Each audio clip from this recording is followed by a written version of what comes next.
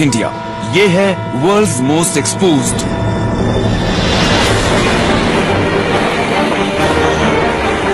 कुछ जगह ऐसी होती हैं जहां पर रेलवे ट्रैक्स बिछाना अच्छा आइडिया नहीं होता, जैसे कि लहरों से भरे समुद्र के बीच। ये सोचकर हैरानी होती है कि ये रेल ब्रिज अभी तक टिका कैसे हुआ है। इस रेल रोड ने इतनी ज्यादा मुसीबतें झेली हैं कि आप इसके बारे में सोच भी नहीं सकते। इस ट्रैक का सबसे खतरनाक दुश्मन है इंडियन ओशन। ऐसे ट्रैक पर कोई ट्रेन अगर पटरी से उतर जाए तो बचने की उम्मीद ना के बराबर होगी। ये एक चमत्कार ही है कि ये अभी तक खड़ा कैसे है। Pamban bridge, the world's most exposed railway.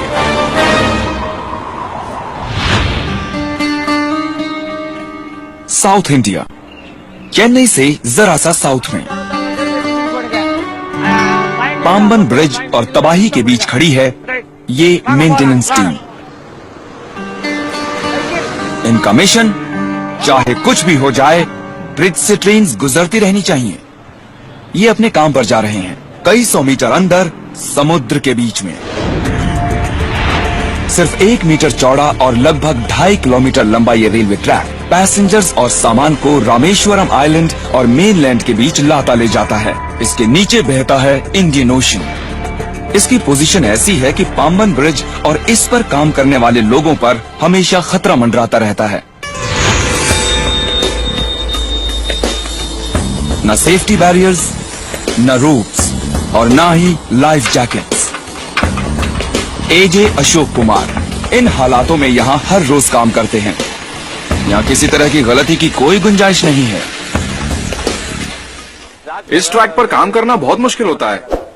थोड़ा सा पैर फिसला और 100% डेथ। हवा भी बहुत जोर की चलती है। कई लोग मर चुके हैं। यहाँ पर इस तरह बहुत गहरा है ये पानी। जो भी इसमें गिरता है वो मर जाता है, क्योंकि हवा बॉडी को समुद्र की तरफ धकेलती है। इस लोहे के ब्रिज का सबसे बड़ा दुश्मन है जंग। इसको बहुत कुछ झेलना पड़ता है। तेज हवाएं, लहरें, salt water, air pollution, highly corrosive elements. इसलिए इसे ठीक रखने के लिए बहुत ज्यादा मेंटेनेंस की जरूरत पड़ती है। इसको जंग से बचाने के लिए अशोक हर रोज इस ट्रैक के सबसे ज्यादा जंग वाले हिस्से को उखाड़ते हैं और पेंट से सील कर देते हैं। लेकिन यहाँ पर इन्हें सिर्फ अपना पैर फिसलने की चिंता ही नहीं होती, क्योंकि जिस वक्त ये क्रू यहाँ पर काम कर रहा होता है, इस पर से ट्रेन्स गुजरती रहती हैं और उस वक्त सबसे पास वाला सेफ्टी प्लेटफॉर्म 30 मीटर की दूरी पर हो सकता है। ये इंडियन रेलवे सिस्टम के इतिहास की एक बेहद अहम कड़ी है और इसीलिए इतनी कोशिश की जाती है इसको ठीक रखने की, और अगर कुछ हो जाए तो इसे रिपेयर करने की भी।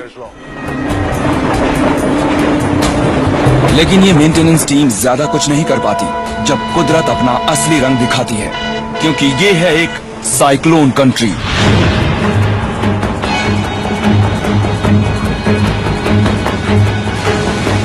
और जब कोई साइक्लोन समुद्र में उठता है तो लोकल सिर्फ ये दुआ कर सकते हैं कि इस ब्रिज को कुछ न हो। एस कैलेसेल्वम को याद है कि 22 दिसंबर 1964 को क्या हुआ था जब एक साइक्लोन आया था। ये आधी रात की बात है। बहुत तेज हवा चलने लगी। सब लोग अपने अपने घरों में घुस गए और दरवाजे बंद करके अंदर ही बैठ गए। फिर अचानक घरों की छतें उड़ने लगी और पाम के पेड़ गिरने लगे और कुछ भी नहीं बचा। अगली सुबह गांव वाले ये देखने निकले कि कितना नुकसान हुआ है।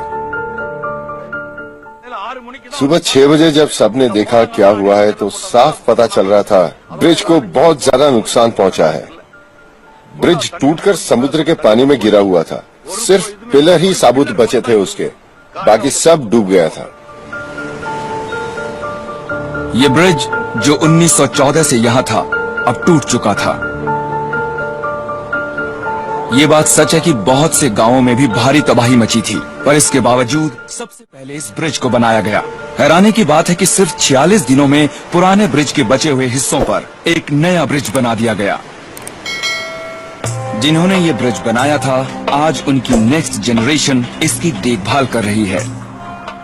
ये सच में काबिले तारीफ की बात है कि ये रेलवे अब भी इस्तेमाल होता है।